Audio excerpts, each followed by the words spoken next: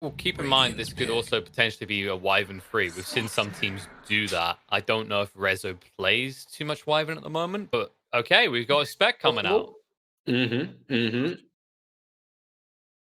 So is it's also a page out of Virtus.pro's book. They love the Spectre right now. They're picking mm, it quite a lot and quite often. And it is a really 10 solid seconds to go. hero overall. Does put you on a 5 little bit of seconds. a timer, right? No, not really on a timer. It just sets you off a little bit. You need to have that good mid game with your other 4 heroes so that Spectre can get a few items. But something like Necros, it's already pretty solid. You can join the fights. You can also farm Dire's the ban. Radiance.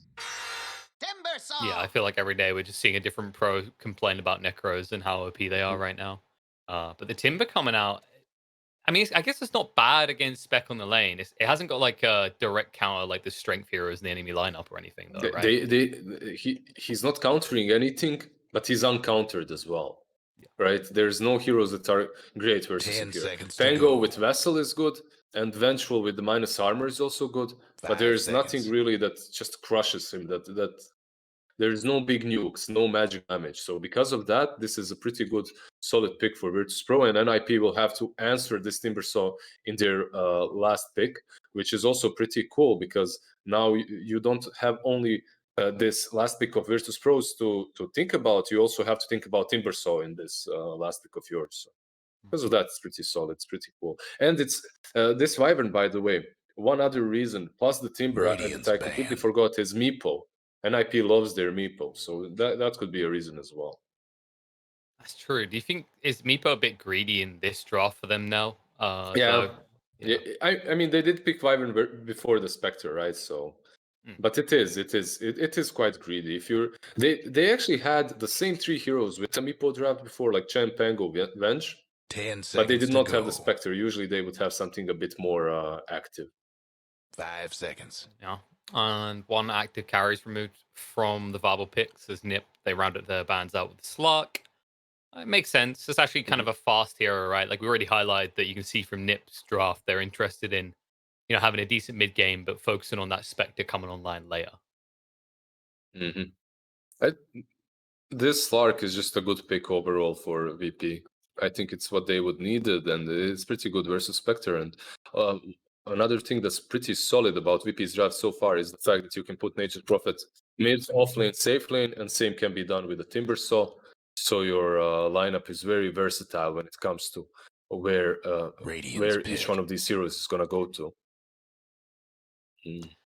Looks like they're Mostly, watching the mostly last Rezo series. Timber though, right? Yeah, Yeah, yeah, yeah. That series, man, I was watching it. That was that's painful. It feels bad, it's bait. And they're playing versus Dyer's Secret. pick. And then they But get brooded as well. well, looks like these guys are getting vipers. But I, yeah, it's like like go ahead. amazing. I'm thinking, why didn't NIP ban out Viper instead? Because if you're picking Spectre, you are banning Viper. Like 90% of the time, you want the Viper out. And then also, Virtus.pro, they don't have the last pick. So they can't have any big gotcha picks, but 10 they can pick seconds to Viper, go. and then he's kind of, let's say, uncounterable on mid lane. There aren't 5 many heroes seconds. that can deal with him. So it's a very good pick. Yeah, and I guess it's also the fact that like if VP have the first pick here and you're sitting there as Nip, are you not concerned they're going to pick up the Viper, but you could as well? Is that kind of like the side here? Because it looks like a good Viper game for both sides, right? Who's it It, gonna it does, be? but it looks like a okay, because of the Timbersaw, Viper is also good on NIP, right? The break Yeah, is kind of but decent obviously there Timber too. can get out of the Yeah, break, whereas exactly, Spectre can't. exactly. So I think it's much better a game for a Viper on the side of Virtus Pro, but um, yeah, they got it. NIP instead got the Bat Rider, and I see a lot of Bat being played more and more often on mid in the last weeks. So it's also an option for them, but yeah, Rezo is the Timber Saw. They could switch up their lanes. They could even put Bat versus Timber, right? Like that would be pretty solid. Basically, how you deal with that if your Timber is you don't go for your reactive armor at all. You just max out Timber Chain and the first spell, and you just try to 10 nuke the seconds to Bat Rider go. whenever he's trying to go for you. Also, lower cooldown allows you to escape from 5 him seconds. easier. But yeah, ILTW will be the Prophet. But we've seen that with Timbers in general, right? They've kind of shifted away from early points into reactive armor so you can actually kill. All right, looks like they Venge, finally picked their heroes on Nip. and it looks like Venge will be mid again. So Mm. we were talking about flexibility of Virtus.pro's draft, but we didn't talk too much about Venge. And Venge, that last series versus Secret, Bait played it on offlane. But it's mostly played on mid right now, and it looks like Supreme will play it versus Viper mid. And I guess it's like your logic is with just levels, Venge can do things, right? I don't think that's a lane you're going into as Venge going, I could probably outbully the Viper. Most lanes in which I have seen Venge go to were like that. I Yeah. can't really win the lane, but I'll do well enough. And with the Wave of Terror, you can actually farm the side camp very easily.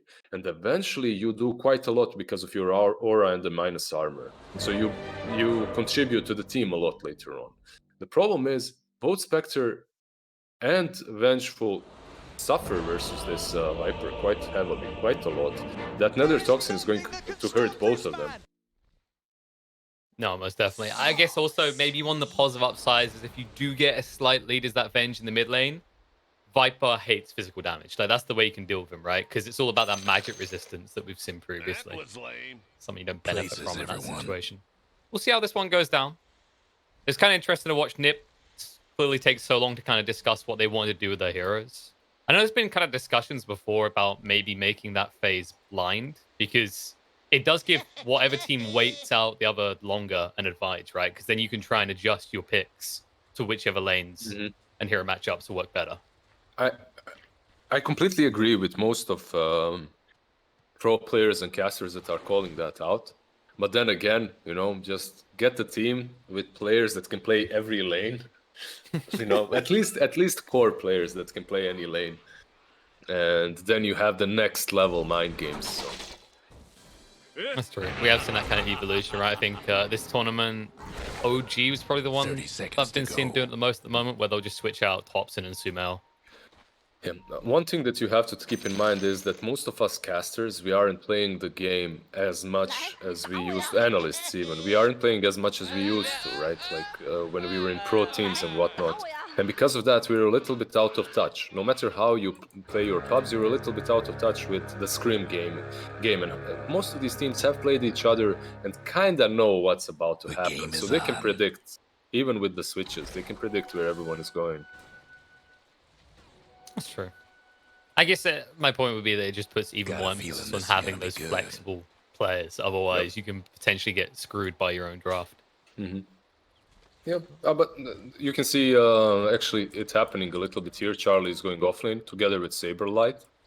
But most likely what will happen is Saberlight will go top very soon.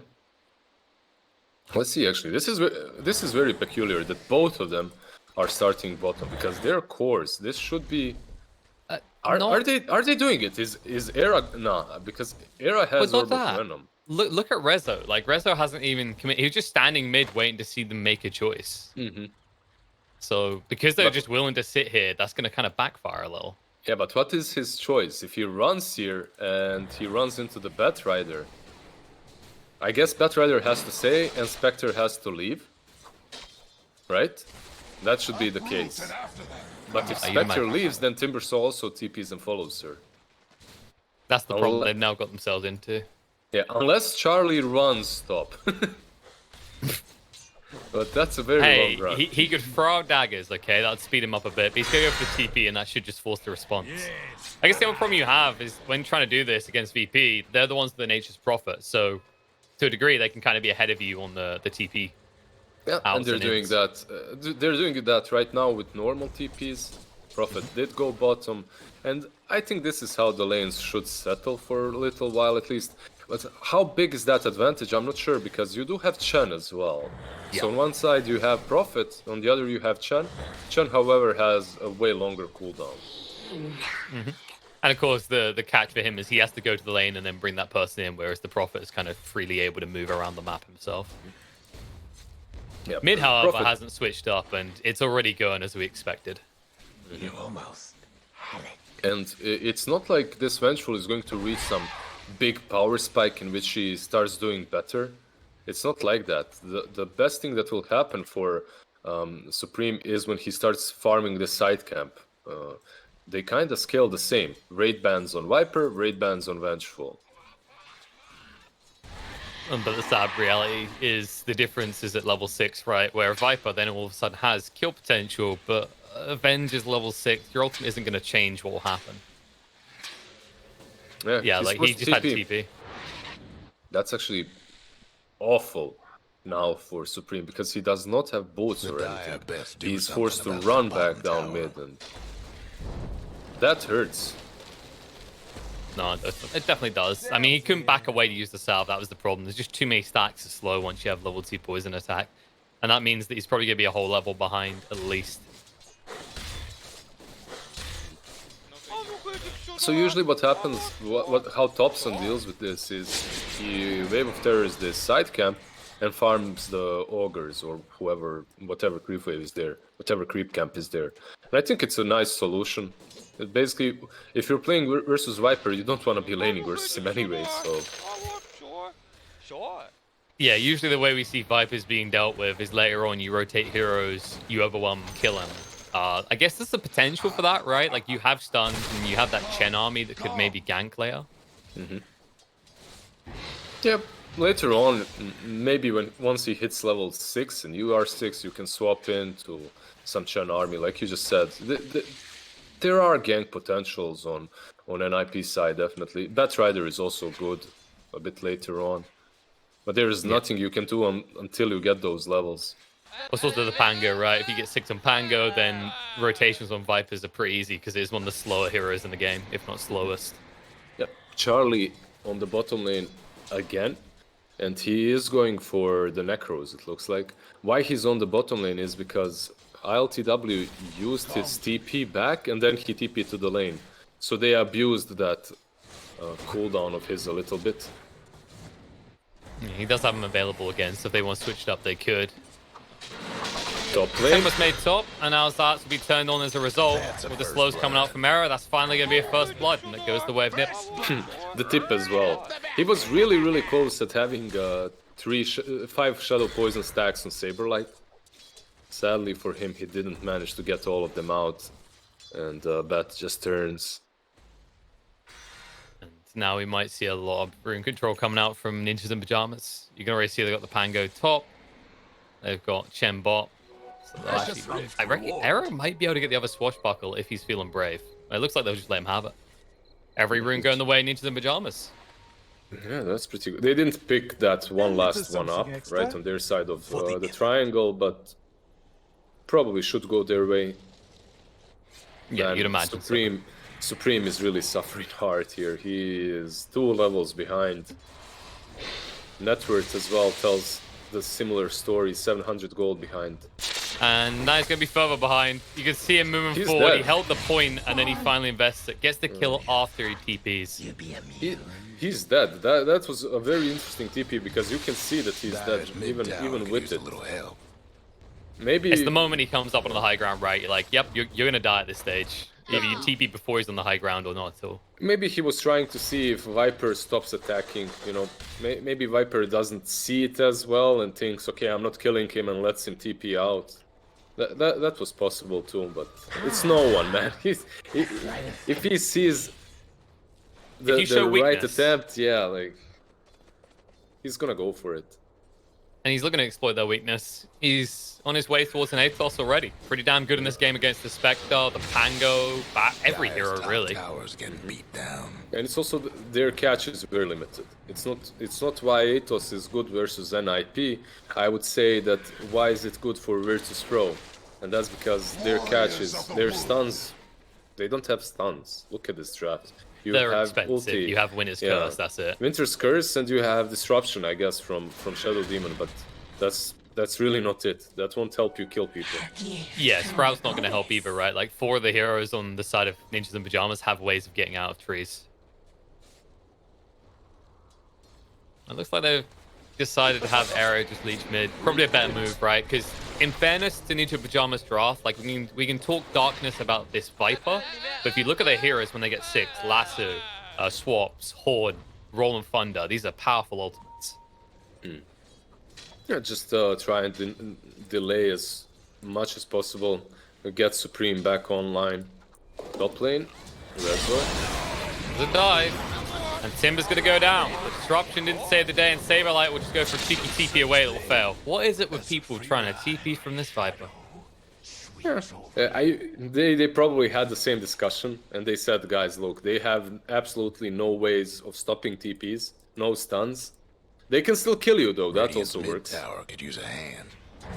That's true. That's why Macarius usually just build Daedalus and Divine Rapiers instead of Bashes. They identify if they just have enough damage, all right, you don't need CC. As long as you hit harder, that's all that matters. Yeah, it's like, you know, the sniper in your lineup that doesn't build a single defensive item? That guy. Wait, what do you mean defensive? You were going for Aghanims, right? Just Aghanims and that's it. Well, true, but if he's a core sniper, you know the ones, they build like Daedalus, MKB, you're like, wouldn't a Hurricane Pike be nice this game, buddy? Or a BKB? There are no games in which 4-staff isn't good on sniper. Every game, whenever you play, it's good. You just need that mobility. There's a good smoke coming from Virtus.pro. Charlie might be caught here. Haunt's going to be used, and he will not look to initiate with it. Instead, he says bye to Seneko. Don't know you, bud. Who's this Chen? We haven't got one on our team. That's pretty good Haunt usage from him. Because obviously you want to use it aggressively, but if you break a smoke and you get out, it's also pretty solid. Plus, he has these Necros completed now. He wants to use them immediately to keep them off cooldown every single second of the game, because it's going to maximize his farming. He does have a triple stack here. That's kind of hard. Yeah, that is true. We sometimes forget. We have to look at Necronomicon now the same way we looked at Midas. All right, if it's off cooldown, it's not being used, you've failed your dude. He ate so much damage because of this stack, and he lost a Necro. So for 30 seconds, he won't have that. 37 seconds left remaining. Bottom lane, Era. Era is looking like he's gone here. He hasn't got the time to move away, or has he? The disarm comes out just in time on the LTW. They'll still clean up Batrider, but RNG has blessed Era. He will live to fight another day. Don't you hate being disarmed by Pango? Every time. No, because I play Pango a lot, so I enjoy disarming people. Yeah, you love the RNG, I know. No, you know what it is, Liz, right? Like, don't you hate being netted by Meepo? And you go, no, I love playing Meepo. I hate being netted by Meepo when I'm playing against But you pick it all the time. When I'm playing against it. And that's not RNG. You actually have to hit it. It's not the same thing. Close, but not quite. Hey, you know, he hit him a lot of times, right? He swashbuckled him. He clicked him through the trees. I don't know how he done that. Miraculous attack range. He earned his disarm, sir. You ever just go against, you know, like the lane bullies, like Ursa, for example, at the moment? Do you ever just do that as a Pango and then max out disarm because you really don't like it? Of course. The best thing. Is there a little smile on your face every time it triggers? You're like, yep, he hates me right now. It's about the mind games, man. Pubs are mostly about the mind games. Mid, there's a big fight. VP, if they've gone too far, no one did dive deep, and they're going to try and punish him. They push him back, the last is going to come out, but the Winner's Curse is going to be used. Well, that right click is going to work, but on the Batrider instead, the wrong Thunder through. Nice disruption out from Zayat. We'll save him for the first bounce. So no one. Still alive for the moment. They're going to turn around. The Purge was thrown out as well. Supreme is low on health and trying to move away. However, Hand of God will keep him up for the moment, but he will be purged and killed off in the end. It's a 2-2 exchange. The fight is still going on. The stop comes out to Solo. The body blocks are good. The Wyvern is dead. Pretty solid fight by NIP. I actually thought it might go much better for Virtus.pro because of that Winter's Curse. He just does so much for VP, but yeah, they did lose 2 cores, so I guess it's kind of evenish. As long for NIP, as long as Spectre isn't dying right now, they're fine. They're happy. That's all they're about. We can fight this 4, and Spectre can join in with the Haunt if necessary, but as long as Charlie is farming and not dying, we're satisfied. Yeah, and on the flip side, who's farming on VP? It's really just Rezo who wasn't there. And you go, okay, that's a Timbersaw, right? He's always... There's not a need to force fights away from him. You actually want to fight around him at this stage of the game, if you're VP. He's going for a mech. He's going for a mech on Timber. Yeah, so a lot of utility is going to be coming from his side. I think the mech might be completed on Chen. Well, yeah, he just bought the recipe right now. It's fair that Timber is kind of prioritizing this for VP. Like, we expect from a Chen, right? But it is a bit weird from a Timber until you think that Nip right now, until the Spectre's online, rely on that first pick to take control of the fight, right? They're the lasso, they swap stun, and they need to get the first kill. They can't trade even straight away. The thing is, this lasso isn't that great this game, so Saberlight shouldn't have an easy time. And so far, he didn't have an easy time of picking people out, because he's playing versus a Wyvern and the Shadow Demon supports. These two heroes already can mess up your initiation quite hard. Ooh, they're going to mess up some heroes, possibly. Smoke on smoke action. Purge comes out to Arrow straight away. He has got the wrong Thunder, though. The Wiz Curse does go down to Supreme. Arrow just wants to help, but it looks like the army is killing off Supreme. Nice mech kill just in the nick of time. Solo stuck on the high ground, would be brought down with the Horn in. It looks like they'll be able to get the kill and chase forward for more. On top of Zayat, trying to chase through, but now LTW arrives to even up the fight a little bit. Batrider, still very tanky. They use the Viper Threat. The last is going to come out. He knows he's going to die. It's just a matter of how much damage you can do as they bring down Zayat, but no one is too tanky. And Rezo will zone the rest of Ninjas of the Pyjamas away. Probably get a kill on Supreme as well with the assistance of No One. No One, however, does get disarmed. Nice big one to keep him healthy. However, that's not going to keep that wave for long as they jump back in. They get the kill. They'll look to move away, but Pangolier will die as a result. Of a Charlie, he comes out a little bit richer from that one. Got some big kills. Yeah, he has 1,100 now, 200 even. Pops those Necros and continues farming. Oops. Soneko, yeah, he's fine. So overall, you're happy if you're an IP. Yeah, it's not the best trade ever, but your Spectre is joining these fights, getting all the kills and getting a lot of experience. Most definitely. As a key point to strike, right? Because I think, like, you look at the Viper and how close he is to surviving that. Imagine that fight 3 minutes from now when we're talking tier 2 neutral items. Like, imagine he has an Essence Ring, for example. It's a very hard kill to achieve once you get bloated up with those neutral items, which he still doesn't have one of. Yeah, they're doing a really good job at actually taking him down. You could see Supreme also lives with a sliver of his HP. He almost died there too. That Winter's Curse is doing a lot of work. Yeah, the Chen army is working against them, and, well, it won't work against them for 30 seconds. It doesn't exist anymore. Okay, Saberlight, yeah, 15 seconds. They could 10 seconds now. If they catch him with the Purge, though, Saberlight could very easily be the one to die. So he needs to be careful, realize that he's being baited here. And the creep wave is really far away from him as well. I think what he's trying to do is just go and farm it. Because he does have Boots of Travel, so he can join bottom at any point if he's needed. Speaking of farming, RTW still staying ahead of the pack. Top of the net worth chart. Almost has the Mjolnir complete as well. At this stage in the game, a pretty potent item to get, especially against the Chen lineup. I can imagine each fight he's just going to use No One as a meat shield, right? You just stick it on the Viper and then you just watch him evaporate the entire crew.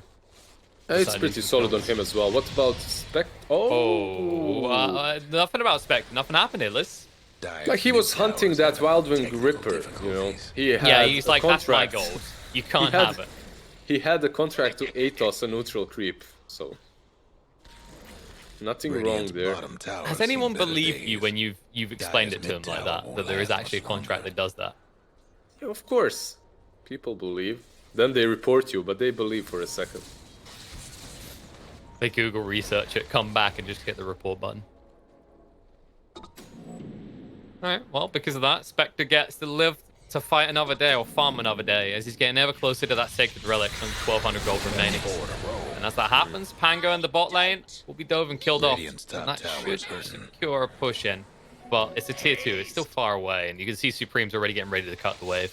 So this is a pretty solid game for Spectre, but you are playing versus Viper, and you have to be very cautious of how you join these fights, even when you get the Radiance. I don't think that Radiance is really their big power spike. Top lane. Well, he has got Radiance, but he's forced to use the Horn to come in and fire up against RTW. The Wind's Curse is going to go out, but the damage is already done and the Prophet is dead. Now Saberlight will give his life, but he's happy with that exchange, even if it did require that they use the Horn as well. But they had mech, they had Hand of God there. Yeah, some mana was lacking from Soneko. I guess he used Penitence before. That was the problem. I'm surprised they didn't manage to save the bet. It's tough to get him out of that stage as well, right? Like the damage over time on him, a level 1 Handed God won't be enough, probably. With the mech, that's a lot of heals, but yeah, you're probably right. So the Spectre is about to get that relic, 3,000 gold. If he doesn't make any big mistakes, he should finish it in the next couple of minutes. But the Radiance is still going to make it hard for her to fight. Not only are you dealing with Nether Toxin, you're dealing with Purge from Shadow Demon and possible disruptions, which will give Radiance to Virtus.pro as well. So what you really do need after the Radiance is a BKB. Once you have that, you have pretty good, solid chances of winning team fights. What's with all the scribbling? No, it's just a matter of weathering storm. Because when you look on the side of VP, we've just seen how vulnerable the Nature's Prophet is, even when he's ahead. And you know, Viper is a powerful hero, but there is the kind of curb-off point where he starts to lose his effectivity, shall we say. It's harder to realize in this game, at least, because Spectre's unlikely to build a BKB. So usually Viper is like that, but this Viper isn't your utility builder. And because of that, I would disagree a little bit. This Viper will scale really well if he continues just winning these team fights and farming a bit. Era. Dire's top tower's getting beat Smoke, down. look to move away, and the things will come out. So the rest of the ninjas and pajamas will just look to retreat to the tree line and TP out. Apart from Charlie, who forgot that cooldown's a thing, and they are hunting. Well, there goes his courier, and now they know he's here. Dagger. Yeah, they do. They'll probably give up. Nah, they will give up. Look at the mid. Though. Rezo, not the easiest kill, but they're making it look easy. They just melt through the Timber Storm and bring him down. Or can they? He's moving away. There it is. The swap back into the burns, and he's dead. I actually love the Greaves build on him this game. It's pretty good. He's all about utility. He understands the Viper can't go for anything like that, so he does it instead. He goes for Greaves into the hood. Greaves are good versus everyone on NIP, but most importantly versus the Venge as well. Bot lane. But looks like it'll be a freebie. Or will it? LTW is going to fight up against this, but he may regret it. Gets rid of the creep just in time, but kills the Necro, and Charlie is low. LTW will live and just TP out in time, as Eric cannot assist. Yeah, but Nara might die no as well. Exactly. We're moving in. He's trying to swashbuckle away. If they can get another slow, they can get the kill, but he may just be quick enough to make his escape here. The 5th poison will not land, and that would have been enough to kill him. Yeah, the 5th one would have killed him for sure. He manages to get out. He's about to finish his Vessel as well. That's a big item for them too. It's so good versus Viper, but obviously, most importantly, Timbersaw. Yeah, it's a bit tougher to use for him because he has the Guardian Greaves now. And the only other thing he's maybe worried about purging is multiple sticky napalm stacks. When he's cursed up, the man was sticky napalm himself. He's finding creeps turning against him a little here, and he might just have to hurry up with this. Just last two and go for the kill, but the disrupting to buy a little bit more time means they might get punished potentially. When the blast, Saberlight, Firefly has ran out. She's living. There he is should just TP at this point. Actually, they're going to turn around right now. The tough for Era sneaks in a kill on the solo. Makes it look so goddamn easy. And he'll just swashbuckle away as if it never even happened. Dire's mid tower won't last. He actually could have continued hitting Zaz there, but he wasn't sure. Does he have the disruption cooldown or not? Bottom lane, Charlie. Oh, the horn away. Charlie's going to get a kill and live. He gets a kill. Not only does he live, but he goes on top of Zaz that just survived top lane. And he doesn't even... I don't think, he doesn't even get hit by the Viper Strike. He perfectly dodged that, goes up, as you said, gets the freebie, basically, at that stage. And now they're perfectly positioned to push in on this tier 1 top. And this is just one of those games in which Gaben wants you to win. You know, he's opening this game and he's setting everything up for you. It's just so good for Charlie so far. 4,000 gold, that relic. Yeah, the courier is going to the side shop. They're trying to watch for a sniper, but they're finding the wrong courier. It's just actually the Vengeance one. Still would have been an important snipe, as that is the ultimate orb. Almost has the mana style complete now. And they might try and punish Chen here. No one moves in. Just get over here. And Chen will try and walk it off. He could just go for the TP. We'll realize it by now. And he'll escape. So I think Solo could have caught him there. He had the Winter's Curse. and there was a catapult right there next to the Chen. I'm not 100% sure if it was in the range, but he was close enough to use the Winter's Curse on the catapult, which would have made Chen attack it. So maybe it was a possible play, but maybe it's not worth it in his eyes. Maybe he just wants to save it for another fight. Yeah, that. Like, maybe if you catch the Chen army as well, but I think they'd already broken further away. So just trying to look for that optimal target. Like, if you can find the Venge, the Bat, or the Spectre, maybe even the Pangolier, because then you don't have to worry about the big team fight ultimate coming out. Rezo is really tanky now. Essence Ring, Hood of Defiance, Guardian Greaves. He's a serious threat. Yeah, I don't think you enter on the Timber anymore.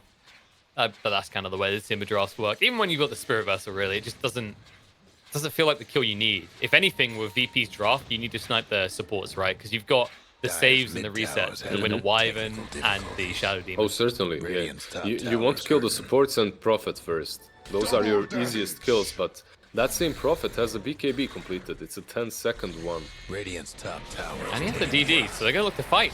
Moving forward, Destruct's going to come out. Era will look to move away, but the 8-toss is on him. And he's not getting out. It's always incredible to me how teams with tier 1 players can find kills out of nothing. You know, like these small little pickoffs in which they don't really use any big ultis, big items, big spells. No. And it looks like they'll be able to prove it again. This time we'll have to do is use a few TPs, press the button on the Atos, and they'll kill off a Chen and follow up onto his army. That might just be Roche. It could be Roche, but they need to be careful. Radiance is completed on Spectre. Pango is up in 5 seconds. Plus he has an outpost to TP to. And Pango is incredibly strong around it, together with the Batrider. I'm surprised they're not going there faster on the side of NIP. They might be paranoid, right? Because they were moving through your jungle, they probably have vision. You can already see that VP have placed wards down, so they'll know it's coming, and they can already see the Pangos TPing in onto the outpost. Rezo just doing his job well, keeping them away from the pit. Very dangerous if they manage to get inside. They're going to go for it right now. Era trying to roll on in, but the BKB gets activated. The back straight away. No one picks it up just in time. And they'll horn out. They realize that this is a fast of a fight and they can't take it anymore. No one's still alive. Hand of God has to be used solo on the side. We'll distract them for a bit with the last two Dragon and Shadow Demon. Both the supports, they need a snipe. But Ninjas of Pyjamas lose both their supports as well. There's no BKBs on the side of VP. But you don't have the lasso to work with. And because of that, I think they're backing out.